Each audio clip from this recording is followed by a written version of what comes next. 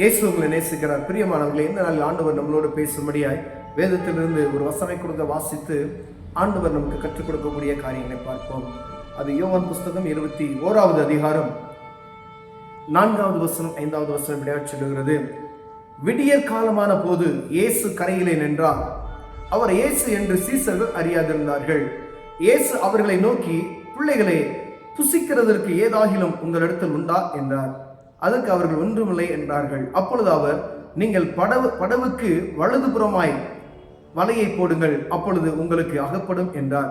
அப்படியே அவர்கள் போட்டு திரளான மீன்கள் அகப்பட்டதினால் அது இழுக்க மாட்டாது இருந்தார்கள். பிரியமானவர்களே, முழுதும் பிரயாசப்படுகிறார்கள்.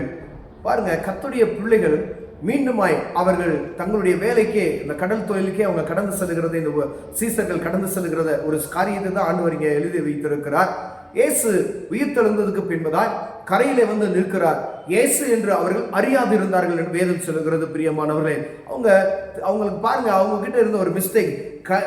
அவரோடு இருந்து அவரோடு பழகின சீசர்கள் அவரை அறியாது இருந்தார்கள். நாம் கிறிஸ்தவர்களாய் இருந்து தெய்வத்தை இன்னும் அறியாதபடி இருக்கிறோம் என்பதை நாம் புரிந்து கொள்ள வேண்டும். பிரியமானவரே, இவர் சர்வ வல்லமையுள்ள தேவன். அவரை அறிந்தும் அறியாதது போல நாம் இருக்கிறோம். பாருங்க, இரண்டாவது, அவர்கிட்ட ஏதாவது உங்கள்கிட்ட புசிக்கிறதுக்கு இருக்கான்னு சொல்லி கேட்கிறாரு.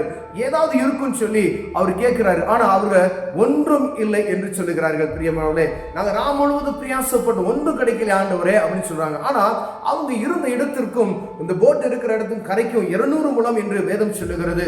இந்த 200 முழத்துல நின்று பேசிக் கொண்டு இருக்கிற ஒரு சூழ்நிலையை நம்ம வேதத்தில் எழுதி வைத்திருக்கிறோம். பிரியமானவர், அப்பொழுது ஆண்டவர் சொல்லுகிறார், வலது பக்கமாய் வலையை போடுங்கள் என்று சொல்லுகிறார். அவர்கள் சிறு வயதிலிருந்தே அவர்கள் மீனவர்கள், அவர்களுக்கு தெரியாத யுக்திகள் தெரியாது. ஆனால் ஆண்டவர் சொல்றார், அப்படி இருந்த அவருடைய வார்த்தைக்கு செவி கொடுத்து வலது பக்கமாய் வலையை போட்டார்கள், இழுக்க மாட்டாது. அந்த வேதம் வசனத்தை நல்லா படித்தீங்கன்னா வலை கிழிந்து போகத்தக்கதாய் அவர்கள் அவ்வளவு மீன்களை பிடித்ததாக வேதம் சொல்லுகிறது. பிரியமானவர்களே, அப்படியானால் இயேசுவின் வார்த்தைக்கு நாம் செவி கொடுக்கணும். அப்ப அற்புதத்தை நாம் பெற்றுக்கொள்ள முடியும். அவர் இயேசு என்பது, இயேசு யார் என்பதை நாம் முதல்ல நாம் அறிந்து வைத்திருக்க வேண்டும். அவர் சர்வ வல்லமையுள்ள தேவன் என்பதை நாம் முதல்ல புரிந்து கொள்ள வேண்டும். இரண்டாவது பாருங்க, அவர் வார்த்தைக்கு கட்டுப்படணும். ஒருவேளை தொழில் இல்ல ஒன்றுமில்லை என்று சொல்லிக் கொண்டு இருப்பேமானால் ஒன்றுமே செய்ய இயலாது. பிரியமானவர்களே, அவர் முழுவது பிரயாசப்பட்டு வெறும் போட்டோட வெளியே வந்து நிற்கிறாங்க. 200 முழ தூரத்துல அவர் வலையை போட சொல்கிறார். ஏன்னா சகலமும் அவருக்கு கட்டுப்பட்டு இருக்கிறது. கடலும் காற்றும் அனைத்தும் அவருடைய வார்த்தைக்கு கீழ்ப்படுகிறது. அவர் சொல்ல ஆகும், அவர் கட்டளையிட நிற்கும். பிரியமானவர்களே, அவர் சொன்னார், அங்கு மீன்கள் வந்து அவர்கள் வலைகளை நிரப்பிற்று என்பதை நாம் பார்க்க முடிகிறது.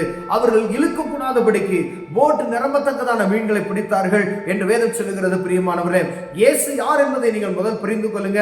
அவருடைய சத்தத்துக்கு நீங்க செவி கொடுப்பீர்களானால் உங்க படகும் நிரம்பி வழியும். கண்களை மூடுவோம், ஜெபம் செய்வோம். அன்பின் தகப்பனே, ஆண்டவரே, நீர் யார் என்பதை ஜனங்கள் புரிந்து கொள்ளட்டும். ஐயா, கிறிஸ்தவர்களாய் இருப்பது நிமித்தமாய் இயேசுவை அறிந்திருக்கிறோம் என்பதை அல்ல.